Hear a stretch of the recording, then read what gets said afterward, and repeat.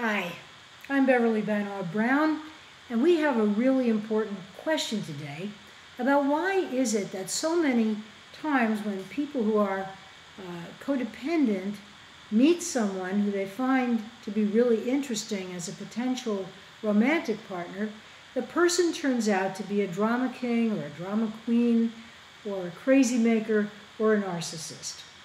Why does this keep happening often in what turns out to be a pattern over time, which can be hurtful and disappointing and very disconcerting to both parties involved?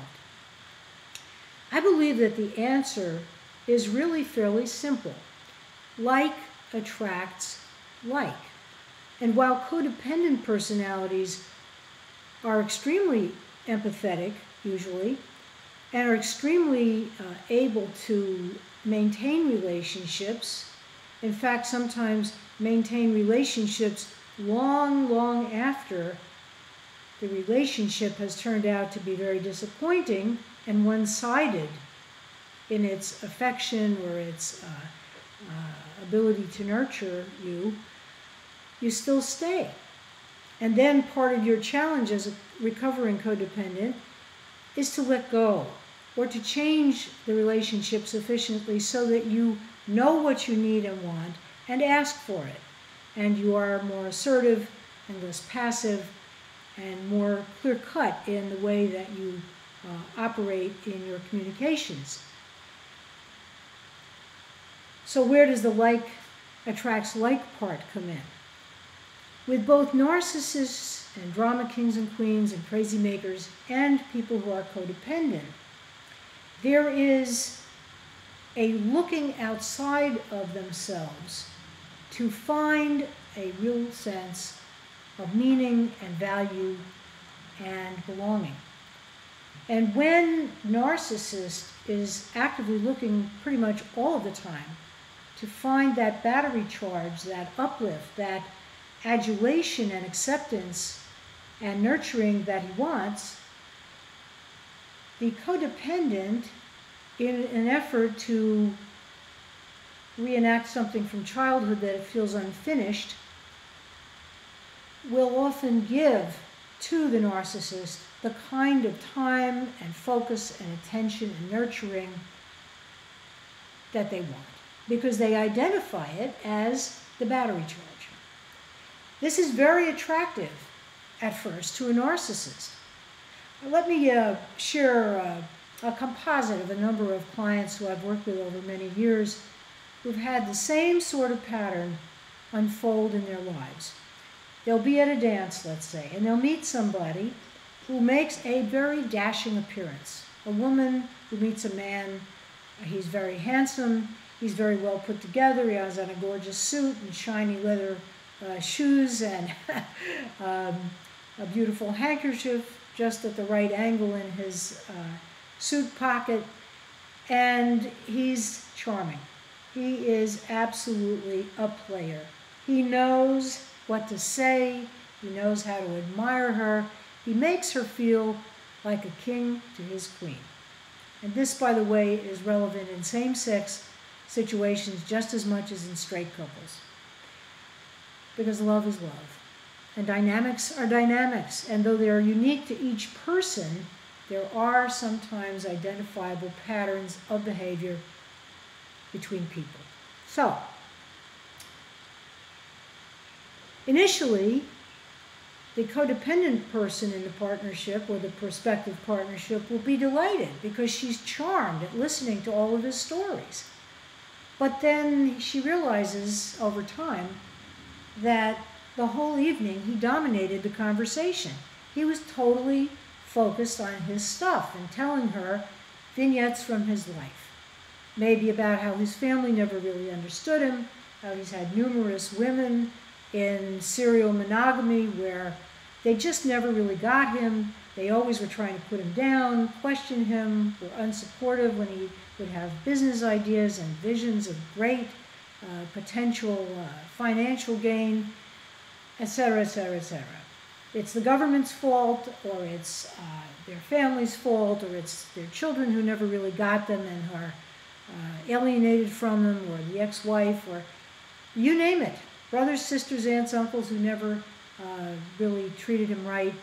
It's always somebody else out there whose fault it is, and it's never got anything to do, in his perception, with anything that he might have said or done, or might not have said or not have done, that would have been helpful to the situation. The codependent at first usually feels that brokenness and has a almost knee-jerk response sometimes of wanting to fix, of wanting to cater to, of wanting to reassure. It's not uncommon for someone who's codependent to hear the seeming plight of the narcissist and see him in his current state as someone who needs help. And codependents, in many ways from a very loving place also, but sometimes from a dysfunctional place of addictiveness, tend to be pulled in by this and become overly attached and want to help and make a connection too quickly before they really know who in the world they're involved with. And before you know it, you've got a bond between a codependent that is an addictive personality and a narcissist who's also very addictive at times in the way that he operates. They don't really know each other, and the codependent's needs to be seen and understood and affirmed will not, for long, be provided that by the narcissist, because the narcissist, if you start to question him, if you start to ask even the simplest question that might seem or sound like you're questioning his veracity, questioning his brilliance, questioning his visionary abilities to know what's best for himself and everybody else, is going to be very angry and feel very hurt and feel like you've turned on him. And so then you have very quickly a situation where nobody is having a very good time and nobody's needs are getting met. And the more the codependent starts to get healthier and stronger and assertively say, I need this from you, I'd like this to happen, or I'd like to go here or there, I also have preferences and I'd like them to be honored, the narcissist very often by that time will start to turn around and say, oh, there's that look, there's that tone, she's not really in my corner, therefore she's part of the opposition, and I don't want her anymore. And then you'll be discarded, usually quickly, often very offhandedly in a 10 or 12 line email, no matter how long you've been together, or how much good you've done for them, or how benevolent and generous you've been in every possible way.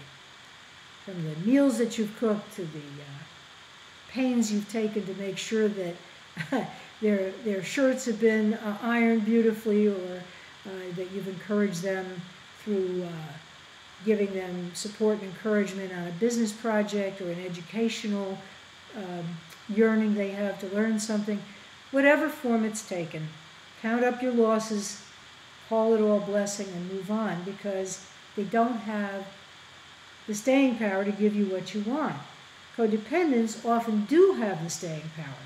But what's really the common glue that attracts them is that initial neediness to have affirmation about your own inherent worth and dignity coming from outside of yourself, from other channels, other than knowing who you really are inside of yourself, knowing your connection to the universe, to spirit, and therefore knowing that there is no void, there is no black hole in the universe with regard to your emotions or your well-being.